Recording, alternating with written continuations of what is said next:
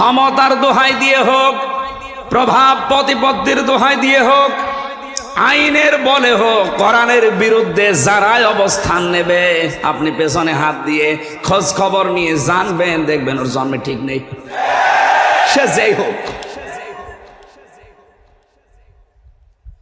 কোরআনে কারিমের আয়াত আমাকে বারবার আমাকে তাড়া দেয় যে তোমার এই সন্তান তো ঠিক আছে, নিষ্পাপ, কিন্তু এর বাবা তো ঠিক নেই। কয়জন? 4 বাবার সন্তান কি হয়? জারজ। বলেন না কেন? আমার সন্তান জারজ হয়ে বড় হবে, ও বড় হওয়ার পরে কোরআনের বিরুদ্ধে অবস্থান নেবে, আর আমি মা হয়ে ওই বয়সে বসে বসে দেখবো না। ওই বয়স চাওয়ার আগে ওরে আমি দুনিয়া থেকে বিদায় করে দেই। এই জন্যে কোরআনে কারিমের এই আদেশ আমার সামনে, এ কারণে টুকরা টুকরা করেছি 12টা।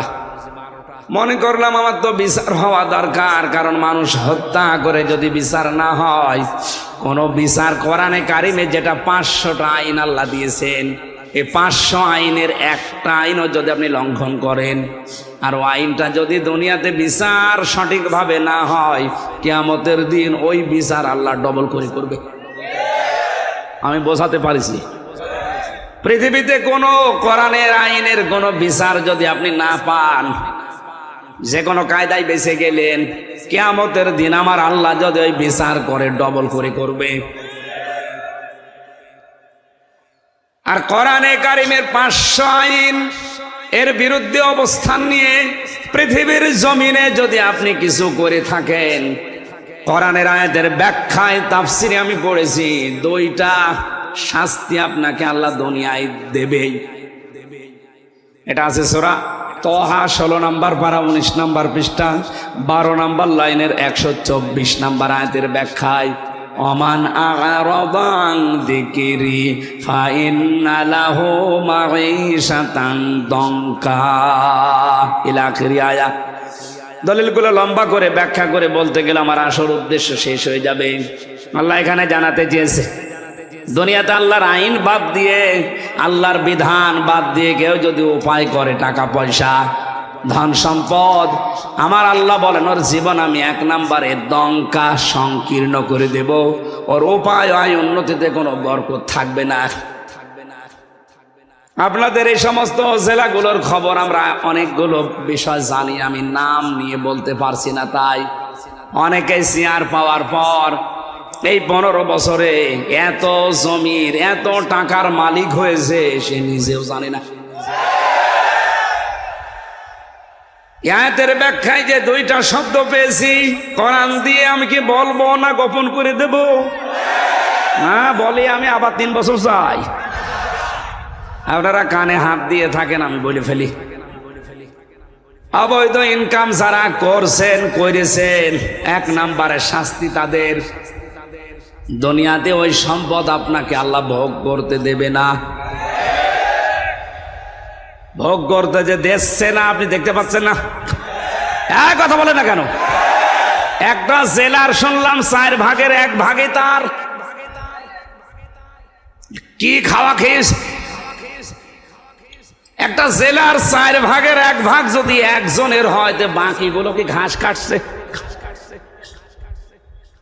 বিশাল সম্পদের মালিক কিয়ামত পর্যন্ত হায়াত পেলেও তার হওয়ার কথা ছিল না, কারণ তার যে বেতন আমি তো জানি। আমি সেই 11 সাল থেকে প্রশাসনের সাথে আছি, কারণ আমি 11 সালে প্রথম গ্রেফতার হওয়ার পরে ওসি সাহেবকে পড়াতাম। ওনার ওই জায়গা থেকে একেবারে আইসি পর্যন্ত যত সিস্টেম আছে সবগুলো আমার আয়ত্ত করা আছে, কার কি পজিশন, কার কি টাকা, যে হিসাব এখন বের হচ্ছে, যে বাস্তবতা আমাদের সামনে আসছে, আমরা দেখতে পাচ্ছি। এই লোকটা যদি কিয়ামত পর্যন্ত হায়াত পায় আর ওই বেতন নিয়ে যদি চলে, এই সম্পদের মালিক হওয়া তার দ্বারা আরো কঠিন, কারণ তার আরো খরচ নেই।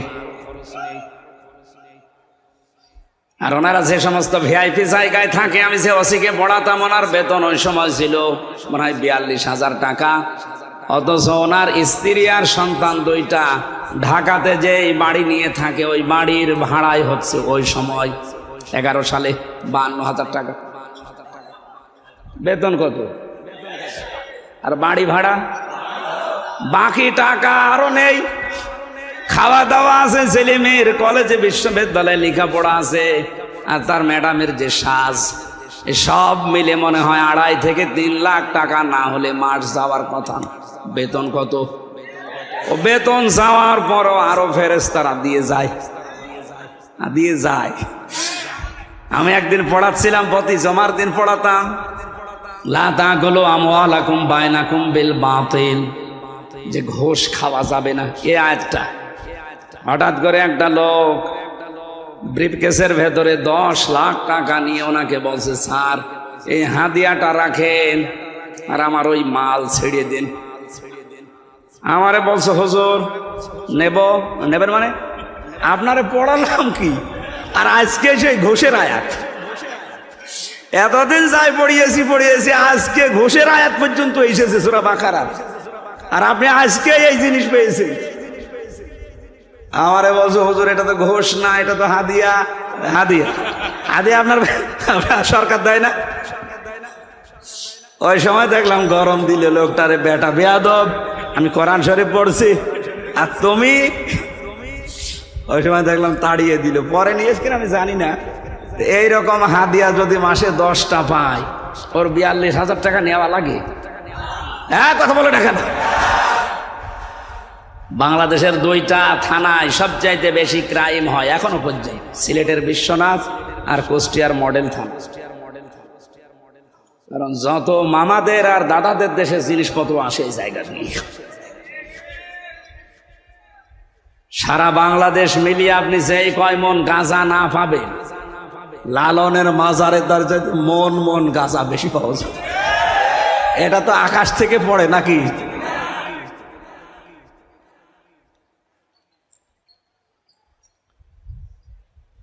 এই জন্য ওনার যে বেতন আছে, ওনার তো সংসার আছে, ছেলে মেয়ে আছে, স্ত্রী আছে, মা বাবা আছে, সব খরচ মিটিয়ে তারপরে তো আপনি জমি কিনবেন। পাবেন কোথায়? পাবেন না। এই জন্যই বলছি, কিয়ামত পর্যন্ত হায়াত পেলেও আপনি ওই জায়গায় যেতে পারেন না। তারপরও যখন গিয়েছেন, আয়াতের বাস্তবতা দেখেন, দুনিয়াতে আল্লাহ সেই সম্পদ তাকে ভোগ করতে দিচ্ছে না। এই কথা বলা লাগবে। আমি কি 1,500 বছর আগের ওয়াজ করছি? 2-3 দিন আগের। বাকি দুনিয়াতে আল্লাহ এমন একটা চরম শাস্তির ভেতরে আপনাকে ফেলবে, যেটা দেখে দুনিয়া আটকে উঠবে। যেটা ঝিনাইদার একজনের ব্যাপারে আমরা দেখলাম। আরো আসতে বলেন। সারা বাংলাদেশ না পৃথিবী হতভম্ব হয়ে গেছে। এ মহিলা তো 12 টুকরা করেছিল, আর ওর লাশ যে কত টুকরা হয়েছে এখনো পর্যন্ত কোনো খোঁজ নেই। ছেলেমেয়েরা প্রতিদিন হায় হতাশ করছে, কান্নাকাটিতে, 1 টুকরা লাশ অন্তত দেন, একটু জানাজা পড়ি। আজকে ইন্টারনেটে দেখলাম কলকাতায় একটা সড়ক গাছের সাথে 2টা বিসি ঝুলিয়ে রেখে বলছে এটা অমুকের বিসি। কোথায় নামিয়েছে চিন্তা করেছেন? বিসি যদি ওর না, ওটা মনে হয় ছাগলের বিসি হবে, কারণ যে সাইজ দেখলাম ওটা ওর বিসি হওয়ার কথা না। ওটা কোনো ছাগলের বিসি হবে, গাছের সাথে ঝুলিয়ে নিচে লিখে দিয়েছে অমকের বিসি। পৃথিবী আটকে উঠেছে। আমার তো মনে হচ্ছে 1,500 বছর আগে আয়াতে আল্লাহ যা বলেছে, এই 2024 সালের এই মে মাসের 29 তারিখে আমরা 100 ভাগ খাপের খাপ মমতাজের বাপ মিলে গেছে। এই জন্য অবৈধ ইনকামে যারা আছেন থামেন।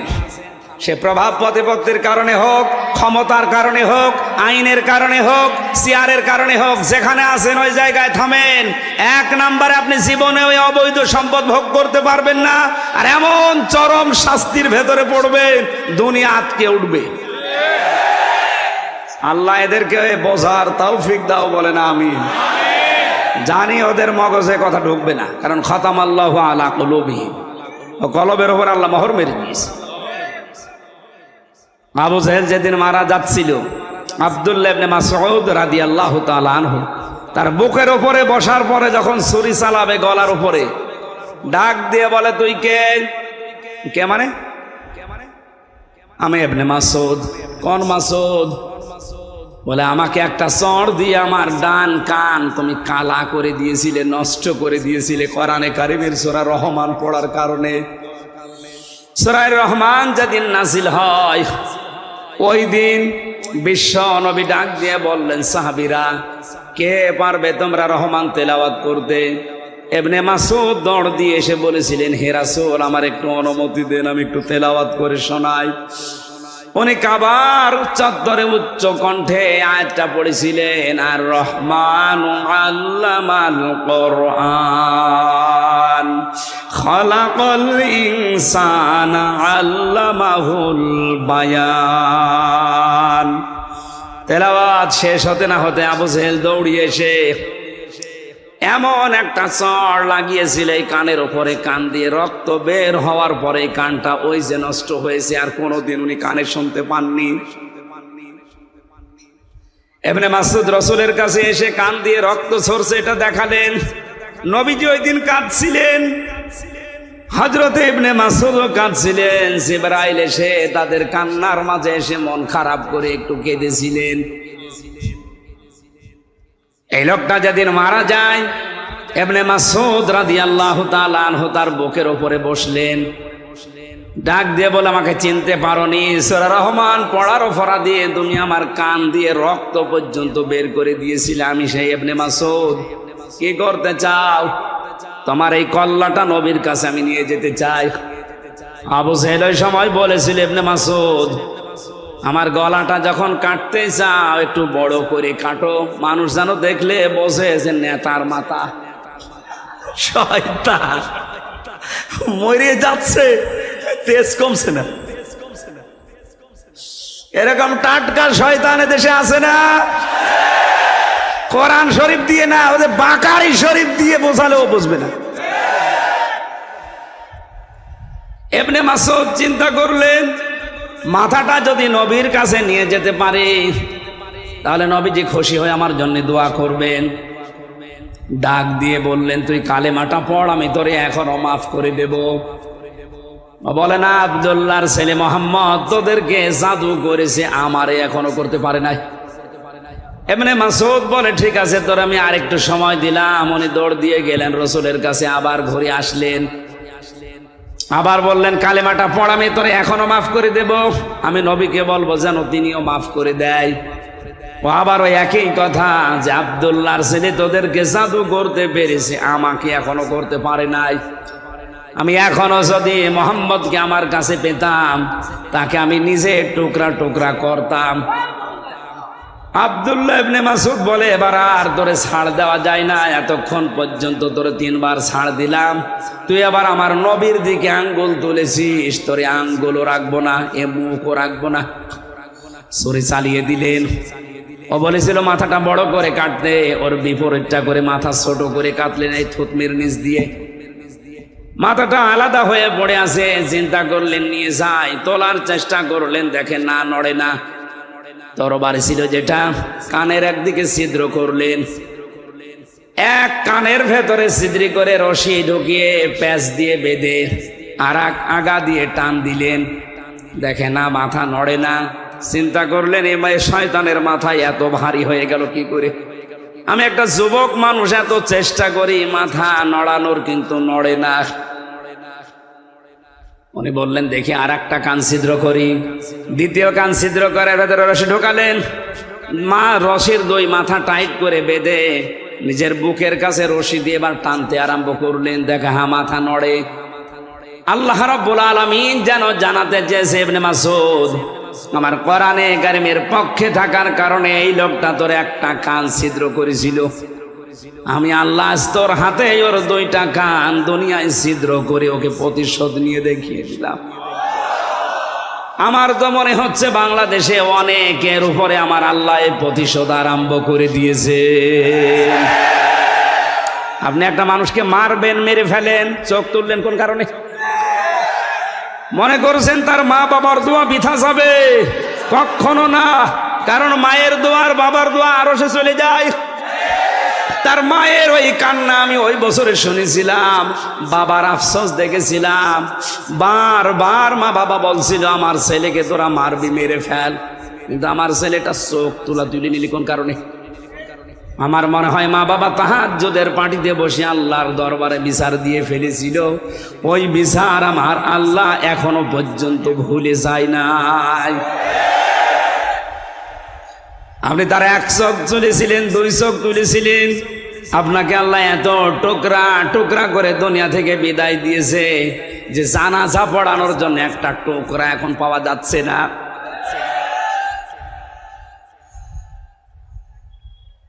ও ভোলাবাসী যুবতী মেয়েটা ডাক দিয়ে বলে, খলিফা আমি চিন্তা করলাম দুনিয়াতে আমি হত্যা করলাম, হত্যার বিচার যদি না হয় তাহলে কিয়ামতে আল্লাহ এই বিচার ডবল করে করবে।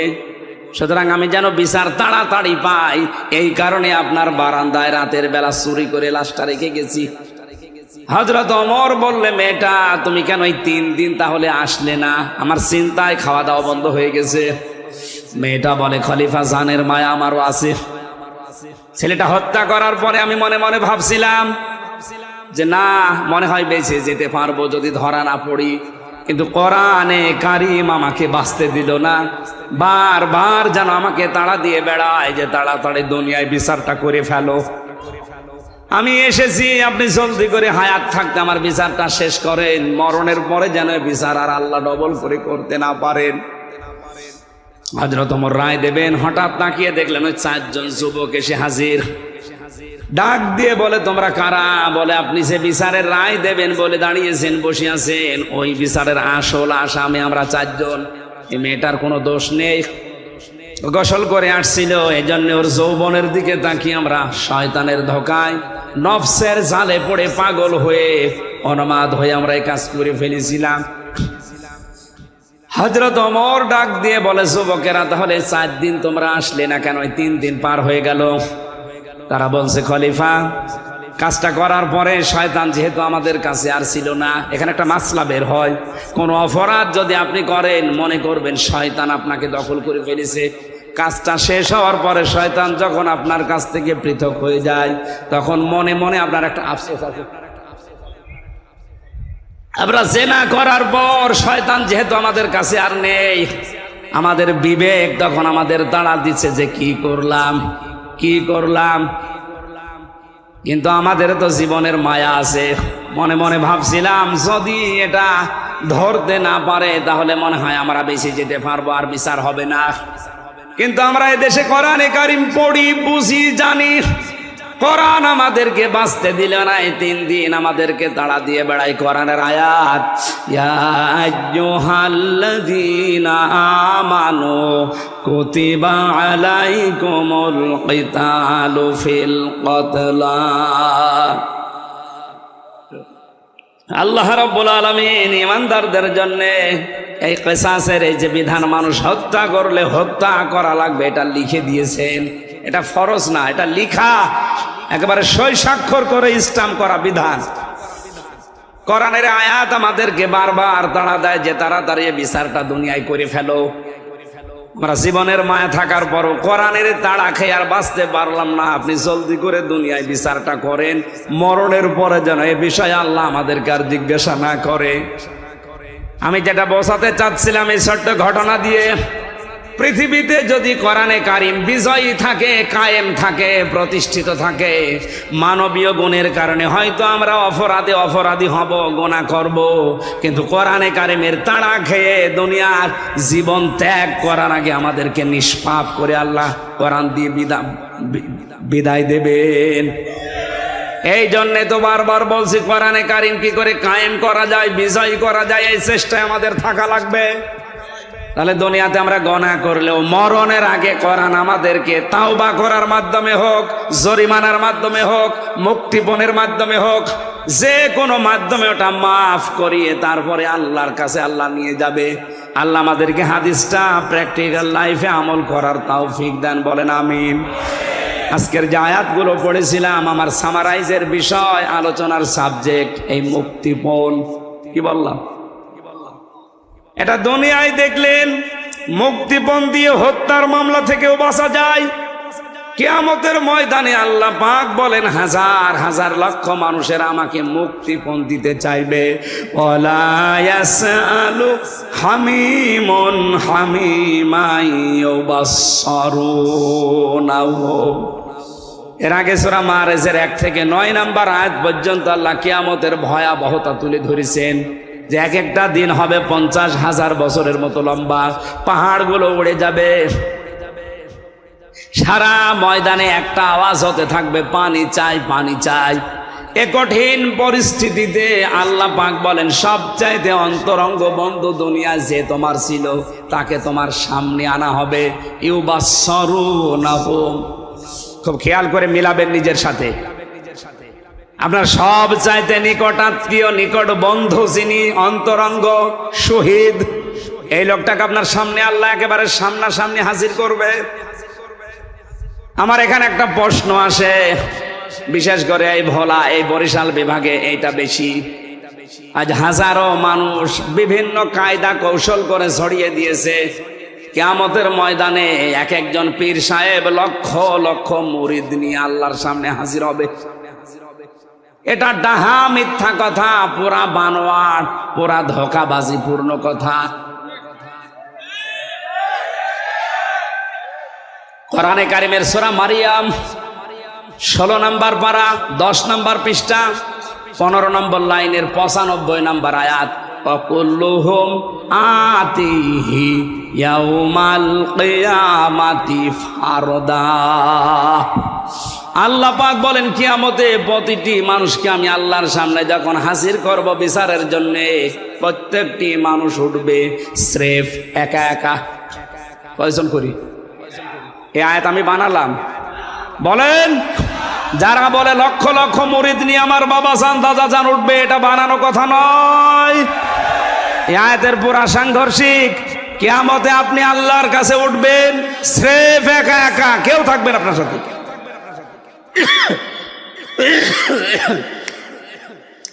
বিচার করার জন্য আল্লাহ নিজের সামনে ডাক দিয়ে প্রথমে ডাকবে আপনাকে, এরপরে বলবে তোর বন্ধুকে নিয়ে আসলাম এই যে সামনে, জিজ্ঞাসা কর। আল্লাহ পাক বলেন ও বন্ধুকে দেখার পরে মনে করবে লাউ ইয়াফতাদি মিন আযাবি ইয়াউমিইদিন বিবানি। এ কঠিন পরিস্থিতি দেখে যেখানে যুবতী মেয়েদের গর্ভ অবস্থায় যদি থাকে লজ্জায় স্থান লাগবে না, পেট ফেটে সন্তান বের হয়ে যাবে, জমিন পুড়ে তামা হয়ে যাবে, মাথার মগজ টকবক করে ফুটতে আছে। অভোলাবাসী নিজের দিকে তাকিয়ে এখন একটু ভাবেন তো, এই ময়দানে মনে করেন আপনি আছেন, আপনার বন্ধুকে শুধু প্রথম আল্লাহ নিয়ে এসে বলবে একে কি করবা দেখো, এত পরিচিত তোমার, বলবে আল্লাহ এ বন্ধুকে আমি দিয়ে দিলাম মুক্তিপণ হিসাবে, তুমি আমারে ছেড়ে দাও। আল্লাহ বলেন হবে না। দ্বিতীয় নম্বর বলবে আমার সন্তানকে আমি দিয়ে দিলাম। কোন সন্তান? যেটা নিজের জীবনের চাইতে মানুষ বেশি ভালোবাসে। আজকে ইন্টারনেটে দেখেছেন এই যে কোন এলাকায় যেন দেখলাম ঝড়ে লন্ডভন্ড হয়ে সন্তান সহ উড়ে চলে যাচ্ছে, মা তার ছোট্ট 3 বছরের মেয়েকে কোলের ভেতরে নিয়ে মা নিজে মারা গেছে, তো সন্তানটার উপরে ছাউনি দিয়ে সন্তানটা বাঁচিয়ে রেখেছে। এই কঠিন পরিস্থিতিতেও নিজের সন্তানকে যে মা বাঁচিয়ে দেয়, আল্লাহ বলেন কিয়ামতের দিন এই সন্তান পর্যন্ত ওই মহিলা বলবে আল্লাহ মুক্তিপণ দিয়ে দিলাম। ভোলাবাসী, এই আয়াতটা আমি বাস্তব জীবনে উপলব্ধি করেছি। আমার ছোট মেয়েটা নিয়ে ফারিহা জান্নাতকে ওকে কক্সবাজার নিয়ে গিয়েছিলাম জেল থেকে বের হওয়ার পর, যখন ওই বালি নিয়ে খেলা করছিল সমুদ্র সৈকতে, ওর ওপর এমন একটা আবেগ, এমন একটা মায়া তৈরি করে দিয়েছে আমার আল্লাহ। আমার মনে মনে ওর খেলা দেখে মনে হচ্ছিল যদি বাংলাদেশ কেউ আমাকে লিখে দেয় যে দিয়ে দিলাম ভাই ফারিহাকে মেরে ফেলো, আমার সম্ভব না। কারণ ওর 1 বছর রেখে গিয়েছিলাম ছেলে, এখন ওর 4 বছর বয়স। ওর ওপর আমার যে দুর্বলতা, ভালোবাসা, আমার প্রতি ওর যে আকর্ষণ, বাবা আর মেয়ে সন্তান হিসাবে আমার মনে মনে বাস্তবতায় হচ্ছিল সারা বাংলাদেশ লিখে দিলে একে দেওয়া সম্ভব না। অথচ আল্লাহ বলেন কিয়ামতের দিন হামজা এ ফারিহাকে পর্যন্ত আমারে বলবে মুক্তিপণ দিয়ে দিলাম।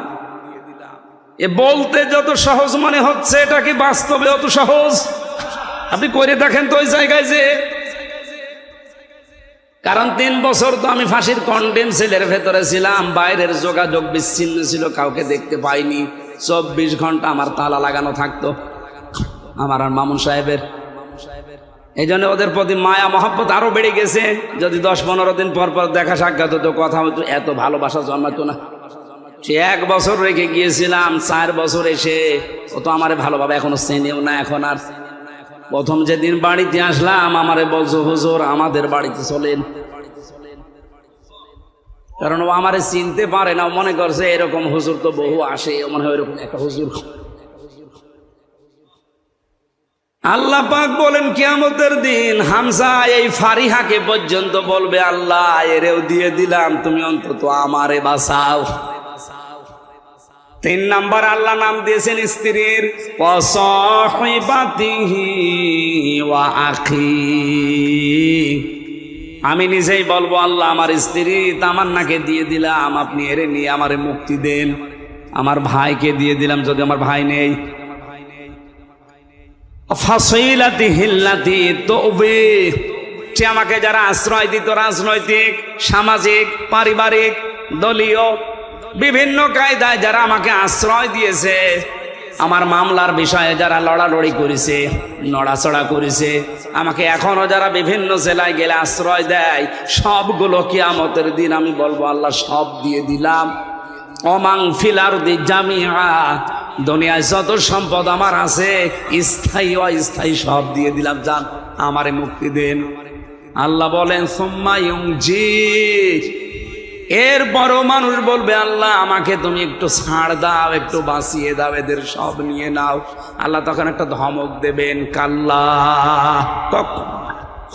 ইন্নাহা লাযা, তোর আমি লাজাই দেব। কোন জায়গায় লাজা? কি জাহান্নামের একটা দরজার নাম লাজা। ভোলাবাসী, এখানে একটা নিরসন হওয়া দরকার। অনেকে মনে করেন জাহান্নাম 7টা, জান্নাত 8টা। না, জান্নাতও একটা, জাহান্নামও একটা, কিন্তু এর স্তর, এর শ্রেণী আছে আলাদা আলাদা। আমি পড়া কোরআনে জান্নাতের স্তর পেয়েছি 100টার উপরে, আর জাহান্নামের স্তর 7টার উপরে পেয়েছি। কিন্তু স্বাভাবিকভাবে আমরা জানি জাহান্নামের দরজা স্তর কয়টা? এইটা তো আমি বানালাম নাকি? সূরা হিজর 14 নম্বর পারার 3 নম্বর পৃষ্ঠার 7 নম্বর লাইনের 44 নম্বর আয়াতের শেষের দিকে আছে, লাহা সাবাতু আবওয়াব লিকুল্লি বাবিম মিনহুম জুজউম মাকসুম। জাহান্নামের দরজা 7টা। জাহান্নামের দরজা বলেন, দুনিয়ায় যে যে ধরনের অপরাধ করবে, কিয়ামতের দিন আল্লাহ তাকে ওই দরজা দিয়ে প্রবেশ করিয়ে শাস্তি দেবে। এখানে যে দরজার নাম আছে, নাম কি? আরো জোরে, লাজা। বলেন বলেন। এই কথাগুলো মুক্তিপণ হিসাবে আল্লাহ এই বিষয়গুলো দেওয়ার কথা বলছিলেন। হঠাৎ বলতে বলতে আলোচনার ধরন পাল্টিয়ে ফেলেছেন, ধমক সূচক শব্দ দিয়েছেন, কাল্লা, কখনো না, একটাও তো নেব না, তোরে লাজায় দেব। কি লাজা? নাযাআতাল লিশাওয়া, যেখানে গেলে আগে চামড়া খসে যাবে। ও ভোলাবাসী, পৃথিবীতে এমন কোন ঘর আপনি দেখেছেন বা শুনেছেন যেখানে গেলে এই চামড়া খসে যায়? না, আমি পাইনি। রিমান্ডে আমি 10 দিন ছিলাম। ভয়ঙ্কর ভয়ঙ্কর জায়গা আমাকে তারা দেখিয়েছে। যে সমস্ত জিনিস নিয়ে এই নখ তুলে ফেলে, ওই জিনিসগুলো আমি দেখেছিলাম। আমারও বলছিল আপনার তুলবো, যে মাটির নিচে ভয়ঙ্কর যে ঘরগুলো আছে, এই জায়গাগুলোকে আমি দেখেছি। 12 ঘন্টা আমারে একেবারে হাত উপরে দিয়ে, চোখ কালো কাপড় দিয়ে বেঁধে, পেছনে বেঁধে দাঁড় করিয়ে রেখেছিল। কঠিন কঠিন শাস্তি আমিও পেয়েছি, কিন্তু আমার চামড়া খসেনি। বুঝেছে? 3 বছর যে অবস্থায় ছিলাম, খাওয়া দাওয়ার ঠিক ছিল না, চিন্তা পেরেশানিতে, তারপরও আমার চামড়া খসেনি। আল্লাহ পাক বলেন, নাযাআতাল লিশাওয়া, তোরে এমন ঘরে ঢোকাবো, এই লাজায় ঢুকতে দেরি, চামড়া খসতে দেরি হবে না। আপনার কথাগুলো কি হাসি মনে হচ্ছে? শুনতে যত সহজ মনে হচ্ছে, এটা কি বাস্তবে অত সহজ? আলেম যারা আছে তারা তো বোঝার কথা। কত ভয়ঙ্কর জায়গায় আল্লাহ প্রবেশ করালে আগে চামড়া খসে যাবে।